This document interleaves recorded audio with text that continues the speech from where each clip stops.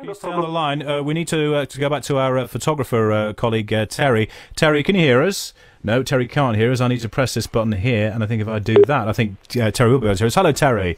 Hiya then. Hello. Now, the last we heard from you, Gazza had turned up. Yeah, he's here with me now in the car, and I'm just taking him away from the area of Rothbury. He's obviously getting a lot of attention because he's turned up, but he thinks that he can obviously help Raoul. Right. Is there any chance we could talk to Gazza? Oh, he says he knows that he can. I've known him for years. He's knew him for years. Here, Gazza. Right. Can I call you back 1 minute? Right. Hello. Hello, Right, Paul. Paul. He's just... hang on, he wants to speak to you now. He wants to talk to us now. Yeah. Paul, I'll get you a cigarette. Here. I've got him. Just tell him I'm paying with my ribs. I'll call back 1 minute. I'll speak to him. Keep on the phone. He's just lighting a cigarette up, and he's going to talk to you. Okay, fine. Well, that's good. I'd imagine a lot of interest in Gazza and what he might be able to help with. Yeah, apparently he knows Raoul, and he's come to offer his help. He was a doorman in Newcastle, he's telling me. And he's knew him for years. Oh, right, okay. So Gazza thinks he can actually be of assistance. What sort of assistance does he want to help? What help does he want to give? Okay, here he is. He's coming on live. Okay. Gazza? Right, Paul. What's this going live, what? Gazza? This going live, what? Gazza, hello. Gazza. Hello, Paul. Hello. Hello, Paul. You're live on Real Radio. Hold on, wait, I'll get trying the volume turned up. Can you hear us okay, Paul?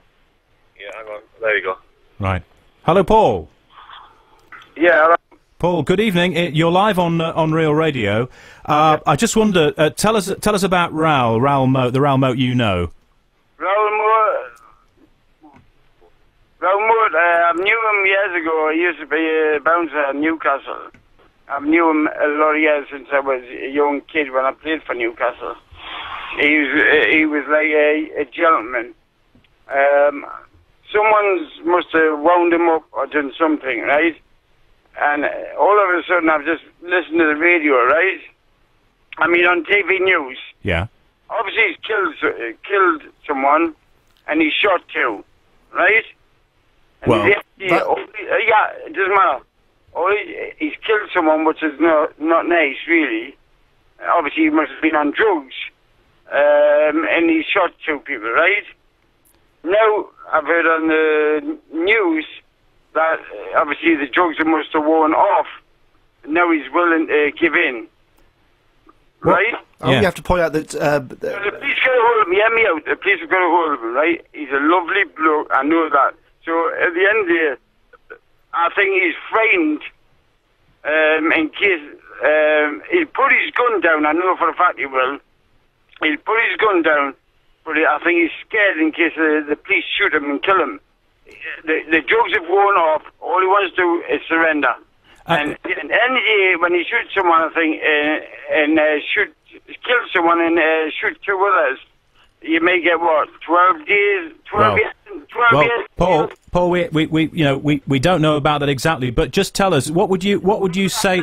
12 years. Good behaviour, 6 years, and he's out. I know he's a good lad. Well, what would you say? What would you, if you could hear a message from you, Gazza? What would you say to him tonight? Well, I think if the police go hold of him, listen, I drove from Newcastle in a taxi to Rothbury, cost a lot of money. I brought a dressing gown for him, a big jacket. I brought some chicken, some bread. I know you're going to laugh at this one. I brought him a can of lager. I brought him a fishing rod. Because I heard he was at the river, and I brought a fishing rod, so we can fish together. I'll have a chat with him, give him a bit of, just talk to him, because I think I'm the only man. I think I can help him through this, because I've been through it. So, Gazza, are you going to go to the police and say, look, please, let me help you here. I know Raoul Moat. I can help you negotiate. I can help you sort the situation out. I've just spoke to the police. What do they say, Gazza? Well, Terry was next to his taking photos, and the police went, I'm going to be in the papers tomorrow. I went, listen, I says, I know the guy, he's a nice guy. I says, he said, I want to go through where I had everything coned off. Yeah. I want to get through there, but the police wouldn't let us. So that was a waste of time saying, oh, I know him, because they would be frightened in case he might shoot me, you know? But I know him. He will not shoot me. Well, it's a dangerous situation, though, Gazza, isn't it? I'm not scared of it. Hey, listen. I've just been in a car crash, hit a wall at 90 miles an hour. I survived that. I'm sure I can survive a bullet. No may look, he'll probably miss.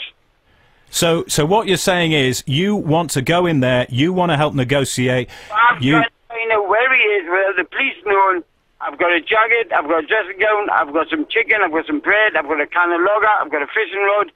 I've got my fishing rod, and I'm willing to sit down and just shout, Modi, it's Gazza. Just all I want to shout is, Modi, it's Gazza, where are you? And I guarantee he will shout his name out. I'm here. And me and him could sit and chat, have a little bit of fishing, and all I'll tell him is say, yeah, Modi, listen. And you think you could sort it out? So if you like a sort of man-to-man chat with him, two pals on the riverbank? Yeah, two friends on the middle of the bar from Newcastle, and all I say is, look at, listen, why don't we just, like, you know, put the gun away, throw it in the river, and say, look at Modi, look at, the worst is the worst, you may get a 12-year stretch, the police are not going to kill you, because I know he's willing to give in now, because I think whatever he was on is worn off. I said, the police are not going to kill you. He may do 12-year stretch, obviously for killing someone, which is not very nice, but obviously he did it because he was high on drugs, probably, right? Paul, have you been in touch with him recently? For good behaviour, he'd get out after 6 years. Paul, have you been in touch with him recently?